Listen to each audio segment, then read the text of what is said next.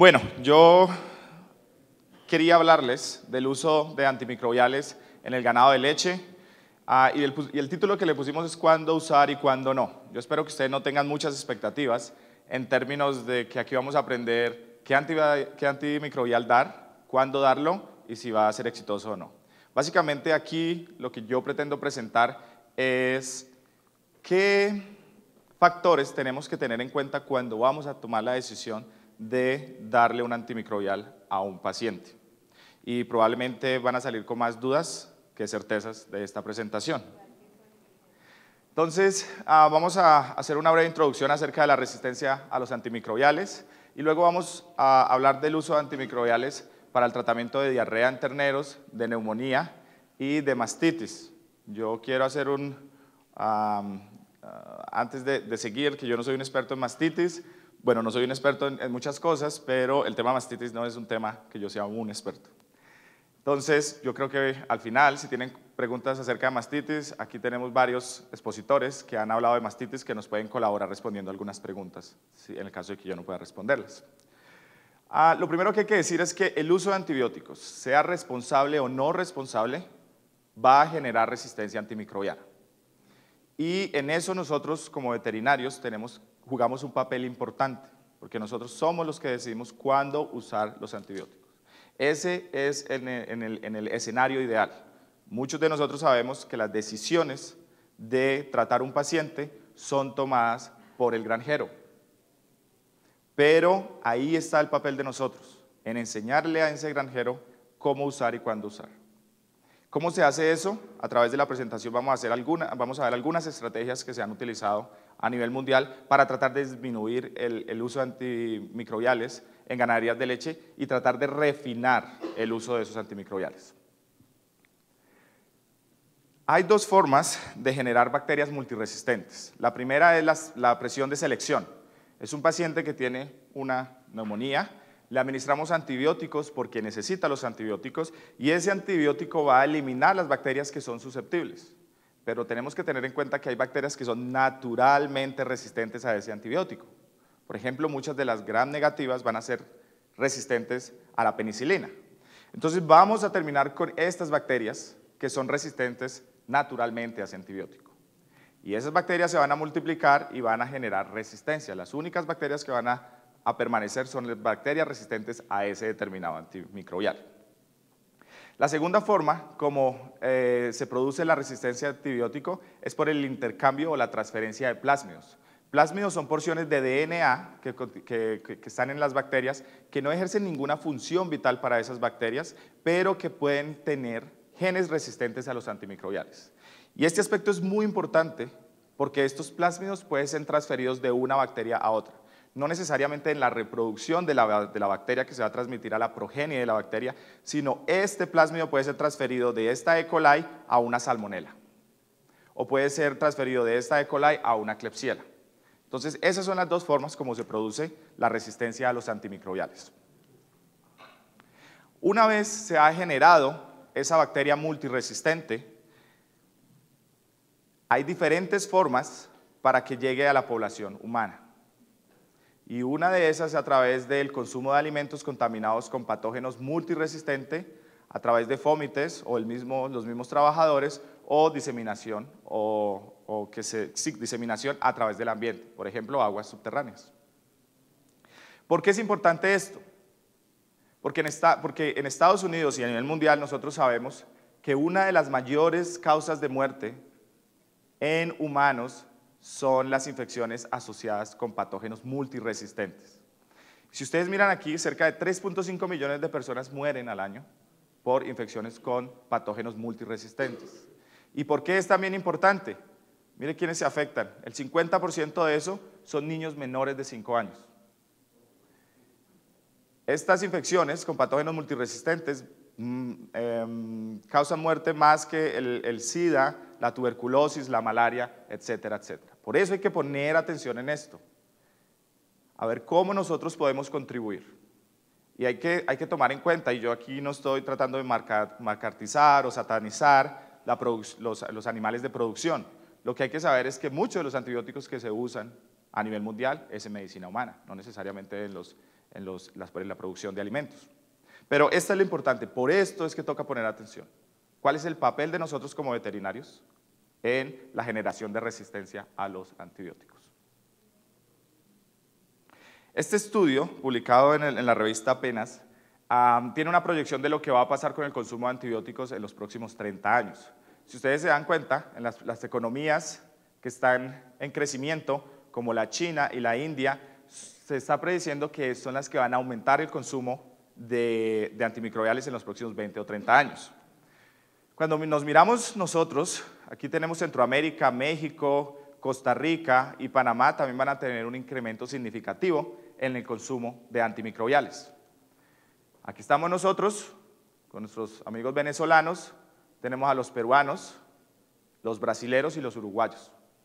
Esas son economías que también se predice que van a incrementar el uso de antibióticos en los próximos 20 o 30 años. Entonces, aquí hay un papel para nosotros. ¿Cuál es el papel de nosotros como veterinarios? En tratar de disminuir ese consumo de antimicrobios y disminuir la resistencia a antimicrobiales. Probablemente nadie tiene la respuesta, pero cada uno de nosotros puede saber cómo puede contribuir en su pequeño espacio, en su finca, en sus granjas o en su ambiente, en la atmósfera de trabajo. Se tiene también una predicción de cuáles son los animales de producción que van a consumir o que van a incrementar el consumo de antimicrobiales en los próximos 20 o 30 años. Lo que vemos es que la industria avícola y porcícola van a incrementar el consumo de antimicrobiales y la industria del ganado también va a incrementar, pero no a las mismas proporciones que va a aumentar el consumo en la industria porcícola y avícola. Y eso es lo que vemos hoy. Nosotros sabemos que muchos de los antibióticos que se utilizan son en la industria avícola y porcícola. Nosotros en la ganadería utilizamos muchos antibióticos, pero es en general ionóforos, que no son importantes en la medicina humana. ¿Por qué nosotros como veterinarios, veterinarios de leche o bullatras, tenemos que estar conscientes de la resistencia a los antibióticos? En 1986, a nivel mundial, se empezaron a ver un incremento en las infecciones con Salmonella typhimurion tipo 104 multiresistente, resistente a múltiples antibióticos. Al mismo tiempo que se empezaron a detectar estas infecciones en humanos, se empezó a hacer aislamientos de Salmonella tipo 140 en la carne y en los productos lácteos. Entonces parece que hay una asociación en el incremento de la prevalencia de bacterias multiresistentes en las ganaderías con el aumento de las infecciones en medicina humana. Por eso nosotros tenemos que poner atención en el uso de antimicrobiales. Si hay evidencia de que bacterias multiresistentes se crean en las ganaderías o en los sistemas de producción de alimento y se transmiten a los humanos. No hay un enlace muy fuerte. No hay un enlace muy fuerte ni hay una evidencia muy fuerte, pero hay asociaciones. Por ejemplo, esta en Quebec, en Canadá. Antes del 2004 se utilizaba Ceftiofur, que se inyectaba en el huevo para prevenir salmonelosis. Durante esa época que se utilizaba Ceftiofur en altas proporciones en la industria avícola, miren la prevalencia de Salmonella multiresistente o E. coli multiresistente. Esas fueron altas. En el 2004-2005 hubo un retiro voluntario del uso de Ceftiofur en la industria avícola para inyección en el huevo. Inmediatamente se disminuyó la prevalencia de bacterias multiresistentes. Lo que quiere decir que disminuir el uso de antibióticos va a llevar a una disminución en la prevalencia de infecciones con patógenos multiresistentes. Antes de empezar a hablar de lo que nos importa, que son cómo tratar nuestros animales, yo quiero que recordemos esto durante toda la presentación. En medicina humana hay categorías de importancia de los antimicrobiales. Por ejemplo, importancia muy alta son esos antibióticos que se usan para tratar enfermedades difíciles o enfermedades causadas por patógenos importantes. Aquí tenemos la enrofloxacina y la danofloxacina, que para todos nosotros es muy bien conocida porque la usamos para el tratamiento de neumonías en terneros. También tenemos el Ceftiofur y el Exenel, que se utiliza en medicina humana, por ejemplo, para el tratamiento de salmonelosis. En los de importancia alta están los macrólidos, los aminoglicósidos y las penicilinas, y esta que también es muy conocida por nosotros, la sulfatrimetropina.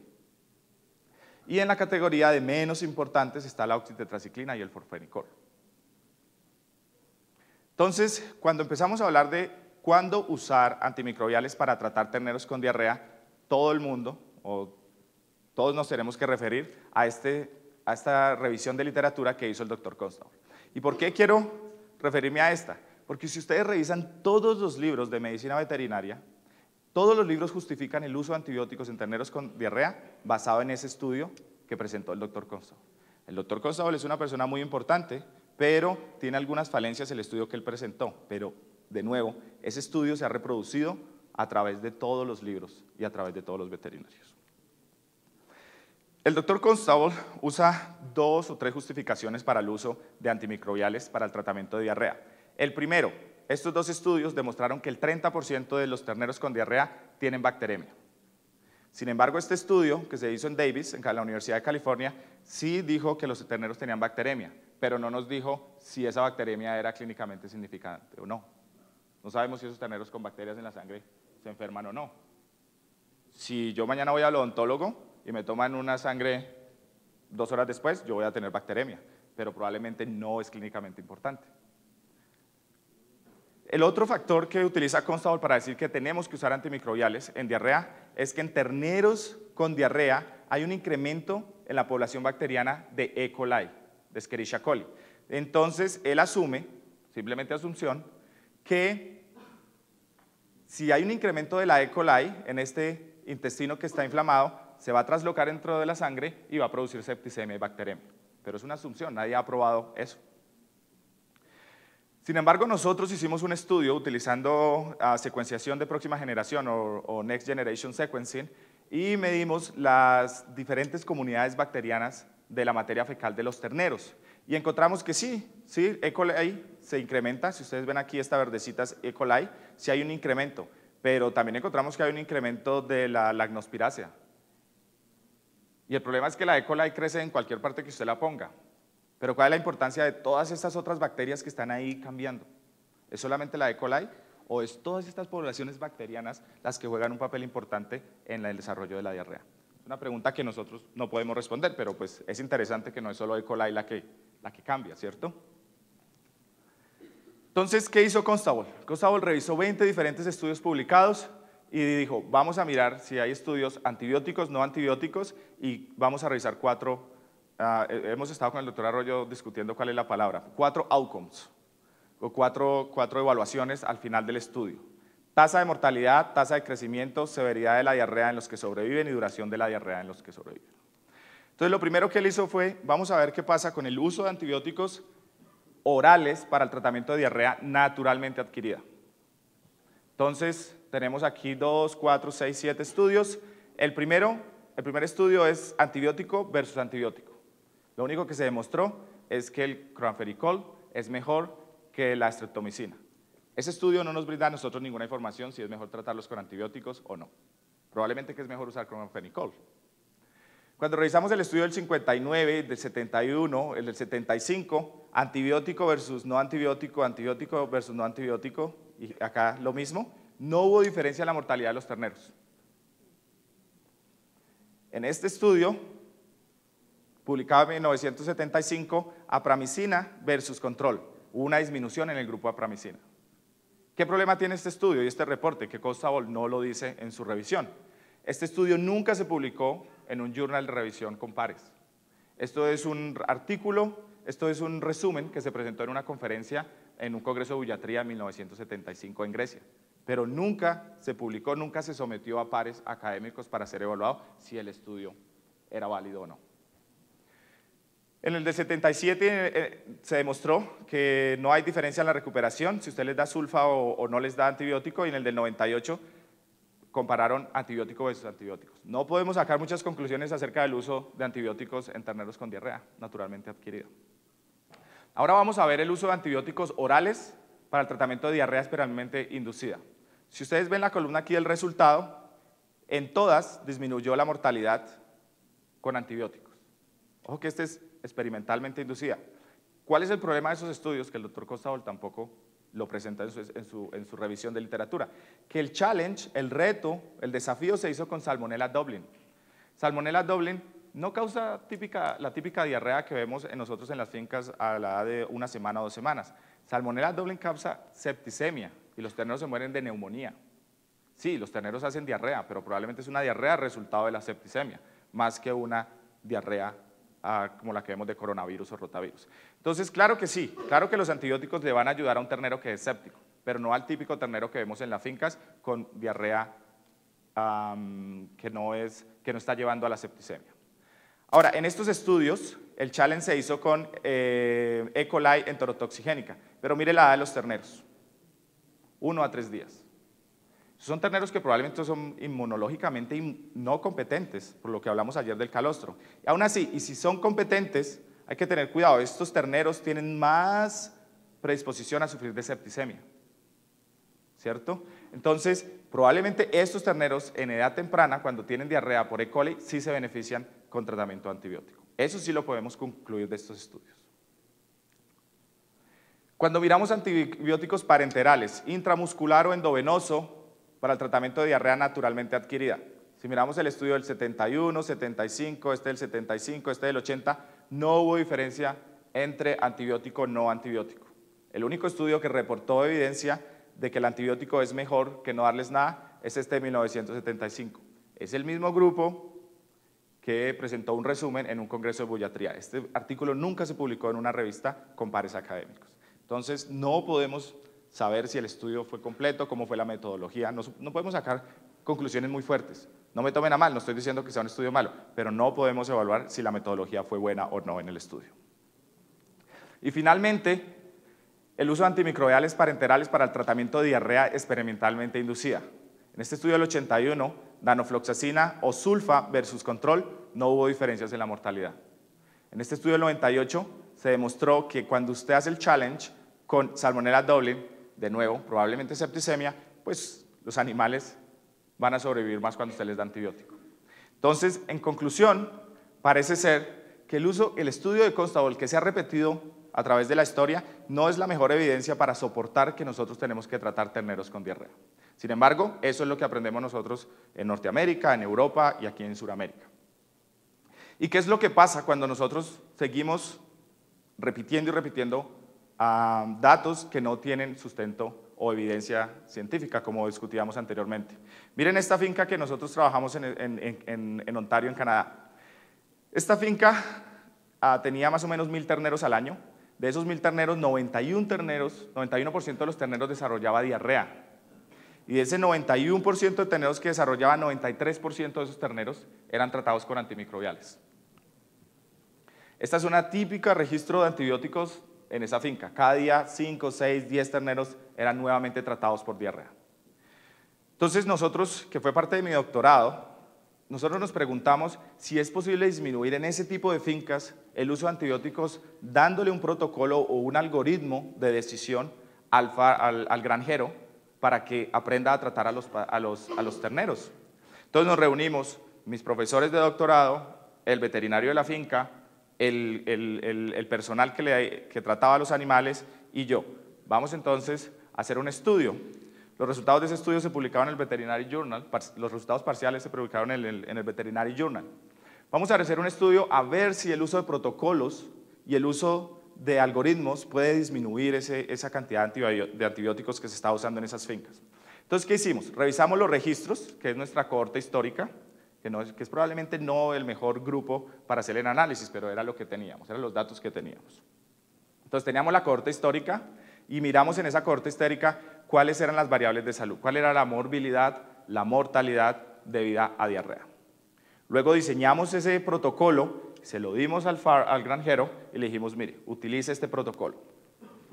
Y seguimos los terneros que nacieron por el siguiente año, estamos acompañando un año atrás contra un año adelante. Y volvimos y medimos al final de ese año cuál fue la morbilidad y la mortalidad y cuánto fue el uso de antimicrobiales después de aplicar el protocolo. Entonces, este fue el algoritmo que utilizamos. Le dijimos al granjero, si su ternero tiene diarrea, y esto es muy laxo definición de diarrea, porque si usted le pregunta al señor A, B y C, todos ellos tienen una definición de diarrea diferente. Entonces lo dejamos como básicamente lo que usted considere que tenga diarrea, que sea diarrea. Si el ternero tiene diarrea, pero está mamando y está bebiendo, pues simplemente monitoréelo, no le dé antibióticos. Si el ternero tiene diarrea y está como triste y no quiere acabar completamente la comida, tómele la temperatura.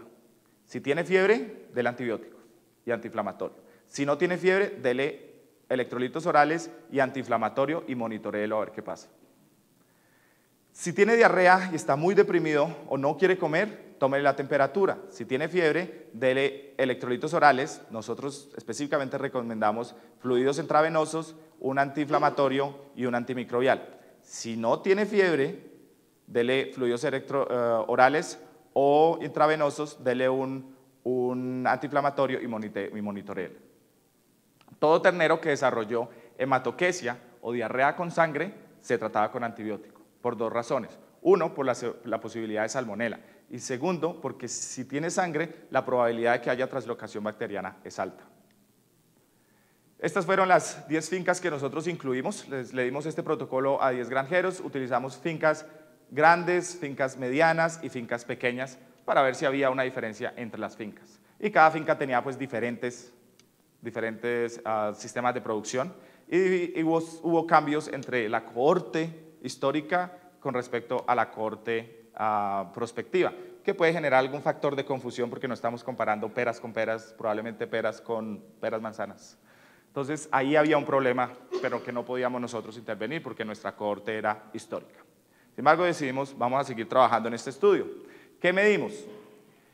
Utilizamos estas variables porque este estudio demostró que esto es lo que quieren saber los granjeros cuando uno les habla de disminuir el uso de antibióticos. Si usted habla con la gente en Suiza que está haciendo resistencia a antimicrobiales, ellos les va a decir que usted tiene que utilizar otras variables. Pero este estudio fue y le preguntó a los granjeros, cuando yo le hable a usted de resistencia a antimicrobiales y uso de antibióticos, ¿usted qué quiere que yo le diga? Entonces ellos dijeron, dígame cuántos terneros traté, cuál es la incidencia de tratamientos, cuál es la masa total de antimicrobiales que yo uso en la finca y el costo asociado. Dígame, el problema es plata acá.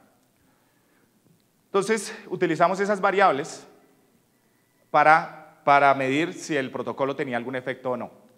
Estos eran los protocolos de las fincas. Y yo quiero resaltar, por ejemplo, esta finca, la finca número 2. Cada ternero que tenía diarrea recibía sulfatrimetropin intramuscular, espectomicina intramuscular y lincomicina intramuscular. En esta finca, cada ternero que nacía, todos los terneros que nacían, al día 5 se les daba tulartromicin o Draxxin, que se usa para prevenir enfermedades infecciosas. Y además de eso, que se les daba el Draxxin, si desarrollaban diarrea se les daba sulfatrimetropin. ¿Okay? Y así diferentes, en la finca 6 y en la finca 10 utilizaban Ceftiofur para tratar diarreas en los terneros. Entonces, ¿qué hicimos nosotros? Nosotros les dijimos, no usen esto más, esto es histórico. Ahora, usen el protocolo y al momento que le tienen que dar antimicrobiales, usen sulfatrimetropin. Probablemente muy parecido a este protocolo de aquí arriba. Sulfatrimetropin 16 miligramos por kilogramo intramuscular, una vez al día por 3 días. ¿Qué encontramos nosotros? Que aquí tenemos finca 1, 2, 3, etcétera, y aquí tenemos antes del protocolo y después del protocolo en cada una de las fincas. Si ustedes ven, la incidencia de diarrea no cambió en las fincas. Usted disminuye el uso de antibióticos y la incidencia de diarrea se mantiene en las fincas, que fue muy bueno para mi estudio, porque si no hubiera sido un desastre. Ahora, en esta gráfica ustedes van a ver qué pasó con el número de terneros o el porcentaje de terneros que se trataban. Tenemos de nuevo finca 1, 2, 3, 4 hasta la número 10. Miren, la finca número 1 se trataban alrededor del 95% de los terneros. Cuando ellos empezaron a utilizar el protocolo, solamente se trataron el 17% de los terneros en esa finca. Los mismos resultados se encontraban en la finca número 2, los mismos en la finca 3, 4, etcétera, etcétera, etcétera. En la finca 6, en la finca 7 y en la finca 8 hubo una disminución en el uso de antibióticos, pero como eran fincas pequeñas, en el momento en que nosotros paramos el análisis, no había el poder necesario para encontrar diferencias estadísticas. Pero si ustedes ven, la tendencia es similar en todas las fincas. Cuando miramos el uso de antibióticos, y no se dejen confundir un poco por la gráfica, el uso de antibióticos también disminuyó. Aquí estamos hablando del uso de sulfatrimetropin en todas las fincas. Aquí esto es una escala logarítmica. En esta finca pasamos de utilizar 700 gramos al año de sulfatrimetropin a utilizar solamente 200 gramos. Hubo 4 veces la disminución en el uso de la sulfatrimestoprim. Y así sucesivamente en todas las fincas vimos que se disminuía. Ustedes preguntarán qué pasó en la finca 6 y en la finca 10. ¿Hubo un aumento? Sí, pero a esas fincas les dijimos, paren de usar ceftiofur, porque es una cefalosporina y que es importante en medicina humana, y empiecen a usar sulfatrimestoprim. Por eso hubo un incremento en el uso de sulfa. Cuando miramos el uso de otros antimicrobiales, obviamente pasamos de usar 2 kilos de lincomicina y espectomicina a no usar más. En esa finca no se volvió a usar espectomicina, lincomicina. En esta finca se disminuyó el uso de cefalosporina. En esta finca no se volvió a utilizar tulatromicina para prevenir diarrea. Y en esta finca también se disminuyó el uso de ceftiofur. Y esto es lo más importante. Toda esa disminución en el uso de antibióticos no tuvo ningún efecto en la mortalidad de los terneros ni en la fatalidad. No hubo diferencias significativas. Entonces, este estudio que nosotros reveló que usted puede reducir el uso de antimicrobiales sin afectar la mortalidad de los terneros. Aquí nosotros hicimos el costo y como ustedes pueden ver, la finca 1 se gastó $4.000 en antibióticos antes y en la corte prospectiva solo 855. Hay que tener cuidado con los datos como se analizan porque hacer análisis de costo en las fincas es bien difícil. Esto es simplemente los valores crudos de lo que valían los antibióticos. Nosotros no hicimos análisis de costo porque es muy difícil poner todas las variables en el sistema, pero pues hay una reducción en el uso, en el costo de tratamientos. ¿Qué concluimos? Similar a los estudios de Fecteau y Lofted, que alrededor de 20 al 30% de los terneros que tienen diarrea, que tienen fiebre, que no están mamando, que están sistémicamente afectados, se benefician del uso de antimicrobiales. También concluimos que la implementación de protocolos escritos ayuda a reducir y a refinar el uso de antimicrobiales en las fincas. Y esto es algo que nosotros tenemos que empezar a hacer. Yo creo que no en los próximos años, pero probablemente en la próxima década, el gobierno colombiano va a empezar una campaña para reducir el uso de antimicrobiales. Y ahí es donde nosotros como veterinarios tenemos que estar atentos a generar protocolos escritos para el tratamiento de enfermedades infecciosas en las fincas. Ahora voy a hablar un poquito de lo que es el uso de antimicrobiales para el tratamiento de neumonía en terneros. Y estos datos están basados en este metaanálisis que hizo el doctor Kotze en la Universidad de Iowa. Básicamente esta gráfica representa el número de estudios que se incluyeron en el metaanálisis. Entonces, entre más grande es el círculo rojo, significa que ese grupo antibiótico o ese grupo de animales se incluyó en más estudios. Entonces, aquí está, por ejemplo, el control. ¿Por qué es más grande el control? Porque muchos de los estudios compararon antibiótico versus control, ceftiofur versus control, etcétera, etcétera, etcétera. Muchos de los estudios han comparado tulatromicina, tilmicosina, florfenicol y enrofloxacina para el tratamiento de neumonía en los terneros. Entonces, este estudio reveló, por ejemplo, este estudio comparó estudios no antibiótico versus antibiótico o antibiótico versus antibiótico. Y este reveló que, por ejemplo, oxitetraciclina, entre no tratarlos y tratarlos con oxitetraciclina, no hay ninguna diferencia. Estamos perdiendo plata y probablemente estamos generando resistencia antimicrobiana. Similares resultados para algunos componentes del ceftiofur. ¿Okay? Lo que sí reveló es que, por ejemplo, antibióticos como tulatromicina, enrofloxacina, danofloxacina, más o menos florfenicol, probablemente generan un beneficio o mejoran el outcome o la evaluación final de ese ternero que ha sufrido de neumonía. En esta tabla, que es un poco complicada, ustedes van a ver los antibióticos en esta forma descendiendo. Si en esta columna el valor es más de 1, significa que el antibiótico de la columna generó una mayor efectividad que el antibiótico de la fila. Básicamente lo que muestra esto, es similar resultados a la gráfica que mostré anterior, que la tulatromicina es superior en eficacia a muchos de estos antibióticos. Hay que tomar en cuenta que aquí están los coeficientes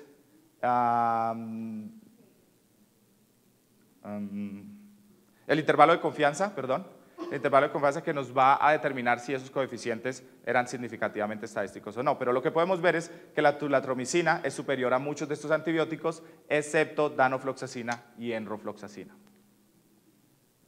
Entonces, eso reveló ese estudio. Este otro estudio comparó dar antibiótico versus no dar antibióticos. ¿Qué reveló este estudio? No cosas muy sorprendentes, pero interesantes. Uno, que si usted trata a los terneros con antibiótico, usted incrementa la tasa de recuperación en 47%. Entonces hay un beneficio de administrar antibióticos a terneros con neumonía. También demostró que la mortalidad se disminuyó del 17 al 1%, cuando miramos la mediana. Entonces, de nuevo, reveló que es mejor tratar que no tratar. Aquí no estamos comparando antibiótico versus antibiótico, aquí es antibiótico versus no antibiótico. Y acá reveló que también que esos atos que utilizaban tratamiento para el control de las neumonías disminuían en general la incidencia de neumonía en los atos. Entonces hay otro beneficio de tratar con antibióticos los terneros que están enfermos. Ellos utilizaron para reportar los datos números necesarios de tratamiento. ¿Qué significa eso? ¿Cuántos terneros tengo yo que tratar para que uno de esos terneros tenga un outcome satisfactorio, que se mejore, que se recupere? Entonces, si ustedes miran esta gráfica, para los Ceftiofur, casi que el intervalo de confianza pasa sobre el infinito, casi que usted necesita tratar muchísimos terneros con neumonía para que uno responda. Que es similar a lo que encontró el metaanálisis anterior, que las cefalosporinas no son muy buenas, al menos en los terneros que se incluyeron en esos estudios. No era muy buena para el tratamiento de neumonía. Cuando miramos,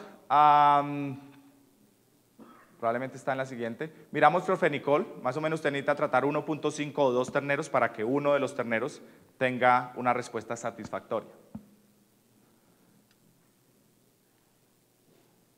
Cuando miramos la oxitetraciclina, tenemos resultados similares al Ceftiofur. Usted necesita tratar muchos animales para que uno de ellos se mejore. Pero hay antibióticos como el florfenicol, hay antibióticos como la gamitromicina o el Sactran, hay antibióticos como la tilmicosina que muestran una mejoría, que usted no necesita tratar muchos animales para que uno de ellos responda. Quiere decir que probablemente los terneros responden bien al tratamiento antibiótico con estas drogas. ¿Qué se podría concluir? Que la tulathromicina parece ser el tratamiento más efectivo contra la neumonía y que moléculas más antiguas como el Ceftiofur, la trimetoprim sulfa, la oxitetraciclina son menos eficaces, al menos para lo que nosotros tenemos ahora publicado. Y aquí yo quiero hacer un comentario adicional, porque estos estudios son hechos experimentalmente, muchos de ellos, o estudios en investigaciones. Lo ideal, y es lo que concluyen los dos estudios, es que cada veterinario en su finca debería probar cuál es el mejor tratamiento antibiótico para sus terneros. Pero eso solo lo logramos teniendo registros, porque si no hay registros de tratamiento y de salud de dato, nosotros no podemos sacar ninguna conclusión. Como decía el doctor Camilo, como decían los anteriores expositores, si usted va a las fincas no hay ningún problema de salud, ¿sí? Pero cuando usted tiene registros, usted puede cuantificar. Y si usted cuantifica, usted puede ver outcomes, puede mirar resultados de sus intervenciones. El otro estudio demostró que no hay evidencia que la danofloxacina o la rofloxacina es superior a la tulathromicina. Y esto es muy importante. Recuerden que yo les mostraba la tabla de antibióticos con las diferentes importancias en medicina humana. Enrofloxacina y danofloxacina están en la categoría muy alta. Entonces, ¿qué es recomendado? Estos están en media alta. Es mejor utilizar un macrolido que una enrofloxacina. Así nosotros somos un poco más responsables en el uso de antimicrobiales. Este sería el escenario ideal. Desafortunadamente el doctor Arroyo nos desilusionó en la presentación anterior. Mire lo que pasa en la producción de salmón en Noruega. Aquí es desde 1981 hasta el 2002. Este es el uso de antimicrobiales, en la línea azul, y esta es la producción de salmón durante este tiempo. Y en 1994, aquí, se decidió introducir vacunas para diferentes agentes infecciosos. Una vez se introdujeron estas vacunas, se disminuyeron el número de tratamientos antimicrobiales y no se afectó la producción de salmón. Ese sería el escenario ideal en cualquier sistema de producción de alimentos. Desafortunadamente, hoy en día no tenemos vacunas que nos protejan los animales, o porque no son los patógenos, o porque no son las vacunas ideales, o porque hay algo más que todavía no entendemos. Finalmente, voy a hablar un poquitico del uso de antimicrobiales en mastitis. ¿Por qué mastitis y por qué con el doctor Camilo insistimos trabajar mastitis? Es porque es la mayor enfermedad que requiere mayor uso de antimicrobiales en las fincas. Si miramos el estudio de Wisconsin, y que tenemos que tomar en consideración siempre que vamos a realizar un tratamiento antibiótico en una vaca con mastitis, es quién está causando el problema. Es una gran positiva, es una gran negativa, son levaduras, ¿quién está causando el problema? Esto es Wisconsin. Wisconsin, si ustedes ven, las tasas de Staphylococcus aureus y Streptococcus son muy bajas. Ellos tienen mayores problemas con Escherichia coli. ¿Okay? Miren las tasas, por ejemplo, de Klebsiella son altas y las de Yeast alrededor del 3%. Entonces, vienen las empresas farmacéuticas, yo no estoy en contra de las empresas farmacéuticas, pero nos dicen, mire, el problema son las Escherichia coli. El estudio de Wisconsin demostró que el problema son las Escherichia coli. Ok, entonces vamos a tratar las vacas pensando que es Escherichia coli la que está causando el problema en nuestras vacas. Pero, si miramos los trabajos, por ejemplo, del doctor Palacio, encontramos que en Colombia los patógenos son diferentes. Encontramos que aquí Streptococcus agalactiae tiene una mayor prevalencia o Staphylococcus coagulasa negativo, en este estudio en Antioquia. Si miramos estos estudios de Calderón, en el altiplano cultivoyacense, también encontramos que son diferentes. Mire la prevalencia aquí de E. coli. Aquí no se detectó E. coli, o no se reportó al menos. Similarmente aquí, la prevalencia de E. coli es muy baja. Entonces yo no estoy diciendo que yo no estoy criticando las industrias farmacéuticas, yo lo que estoy diciendo es que nosotros tenemos que ser un poco más cuidadosos cuando implementamos tratamientos, porque nosotros no sabemos qué es lo que tenemos en nuestro ambiente. Y desafortunadamente, el doctor Palacio creo que estaba aquí, no hay muchos estudios de mastitis en Colombia. Yo hice una revisión y me encontré 3. Probablemente hay más, y algunos de ustedes me podrán decir, pero no hay casi estudios de la prevalencia de los agentes infecciosos que causan mastitis en Colombia. Y eso es importante para poder implementar protocolos de tratamiento. ¿Qué se debe considerar? Además, cuando usted está tratando una vaca, ¿qué pasa si tengo una vaca con mastitis y el cultivo es negativo?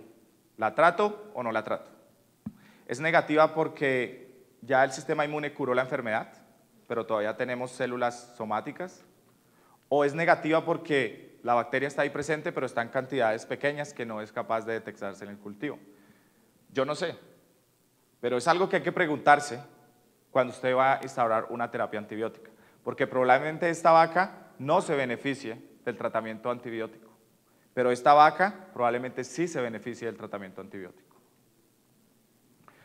Lo mismo, el estudio de Wisconsin reveló que el 35% de los tratamientos fueron en vacas que eran negativas en cultivo. De nuevo, ¿se necesitaba antibiótico en esas vacas? No lo sabemos, pero probablemente el 50% no lo necesitaba. Es simplemente una elucubración. 17% de los tratamientos administrados fueron con antibióticos que no eran aprobados contra la bacteria que estaba causando la enfermedad. Entonces el riesgo de falla es muy alto y tampoco lo podemos justificar como veterinarios tratar con un antibiótico que no está aprobado. Yo sé que ustedes dirán eso es en el mundo ideal, pero nos tenemos que volver responsables en el uso de antimicrobiales.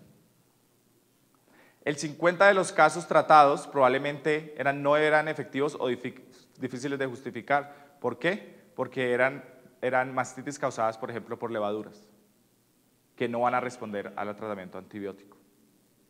o que el antibiótico que seleccionó no era el eficaz contra la bacteria que estaba causando la enfermedad.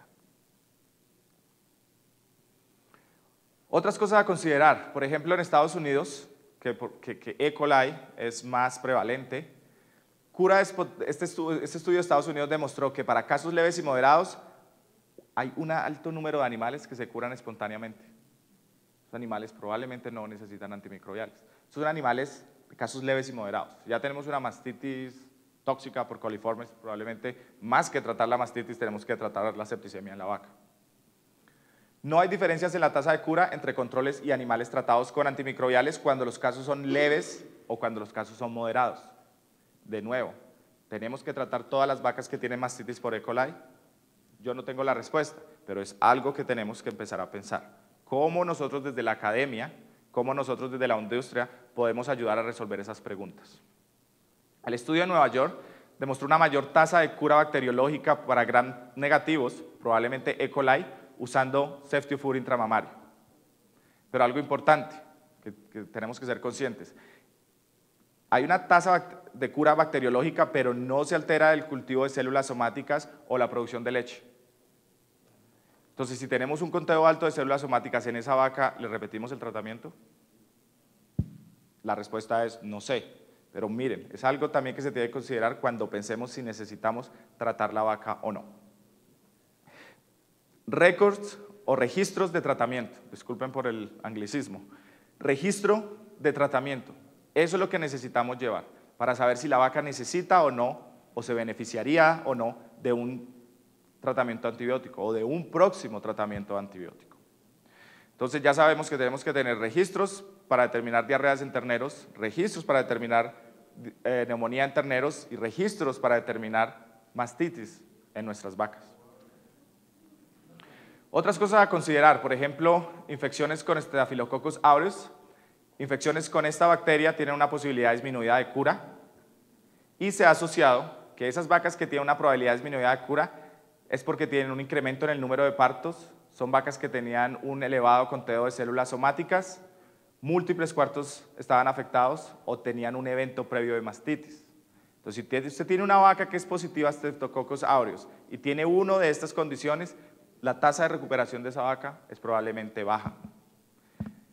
Pero usted necesita tener estos registros para saber si esa vaca se va a beneficiar o no, si esa vaca estuvo enferma, cómo estaba esa vaca antes de este episodio de mastitis. Esa es la importancia de los récords de salud en la producción de leche.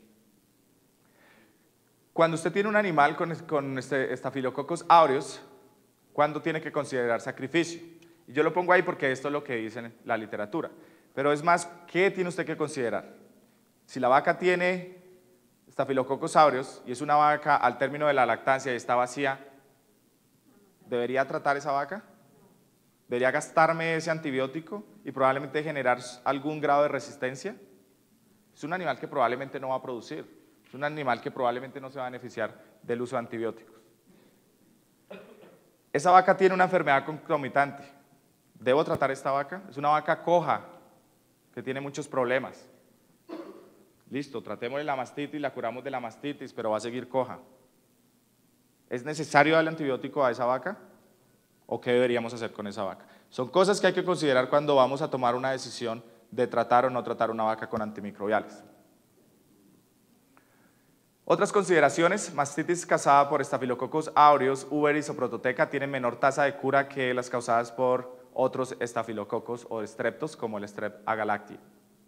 Entonces, probablemente una vaca con Streptococcus agalactiae va a tener o se va a beneficiar de un uso de antibióticos porque la tasa de recuperación va a ser alta y la vuelta a la producción, no necesariamente mayor producción, pero la vuelta a la producción va a ser más efectiva. ¿Por qué estas bacterias tienen menor tasa de cura? No lo sabemos, pero se han hipotetizado diferentes cosas, porque tienen diferentes factores de virulencia, diferentes toxinas, mayor grado de daño tisular, inmunosupresión. Todo esto se tiene que tomar en cuenta cuando voy a decidir si el animal necesita tratamiento o no. Y algo que es importante, la susceptibilidad antimicrobiales también, porque hay muchas de esas vacas que son naturalmente resistentes a los antibióticos que nosotros utilizamos para el tratamiento de mastitis. Entonces, unas consideraciones finales para concluir es que nosotros tenemos que volvernos responsables y generar esa actitud en los granjeros con respecto al uso de antimicrobiales. ¿Y cómo podemos disminuir? La Organización Mundial de la Salud ha propuesto 3 pasos para disminuir el uso de antimicrobiales en el mundo, no necesariamente de los animales de producción, en el mundo. Lo primero, prevenir enfermedad. Ahí está el secreto. ¿Cómo? Con medidas de bioseguridad. Vacunación. Bueno, pero el doctor Arroyo dijo que no vacunáramos. No, con medidas de bioseguridad. Con medidas de bioseguridad, tratando de disminuir el ingreso de agentes infecciosos en las fincas. Hacer cuarentenas de animales que vienen de una finca que no conozco a mi finca. Esto es muy fácil. Menor enfermedad, menor uso de antibióticos. Segundo, reducir la masa total de antimicrobiales. Aquí suena como que queremos, con esta oración suena que reducir completamente el uso de antibióticos. No, tratar de reducirla. ¿Cómo? Siendo más responsable, utilizando protocolos como el que nosotros utilizamos para la diarrea. Use esto a ver si disminuimos el uso de antibióticos. Este es el protocolo de mastitis en esta finca. Si la vaca tiene 2 o 3 episodios de mastitis, ¿vamos a seguir tratándola? Si no sabemos la respuesta, ¿qué es lo mejor decirle al granjero? Antes de tratarla, llame a su veterinario. Tratemos de impulsar o de que el conocimiento del veterinario influya en la decisión de darle antimicrobiales o no a la vaca. Refinamiento del uso de antimicrobiales, como lo venía diciendo, uso de protocolos. Eso es muy importante, el uso de protocolos va a mejorar. Usar alternativas a los antimicrobiales. En Estados Unidos hay algunos estudios que son prometedores, como lo decía yo ayer, con lactoferrina. En granjas orgánicas, con el ajo. Todavía hay que seguir trabajando en eso. Yo tengo problemas con ese tipo de medicamentos cuando se hacen pruebas, pero buscar alternativas. Yo no estoy diciendo que mañana todos les demos ajos a las terneras para que se curen de la diarrea. Lo que yo estoy diciendo es buscar alternativas al uso de antibióticos. Y eso es responsabilidad de la industria y es responsabilidad de la academia. Con eso yo termino y si ustedes tienen alguna pregunta, soy más contento de responderlas.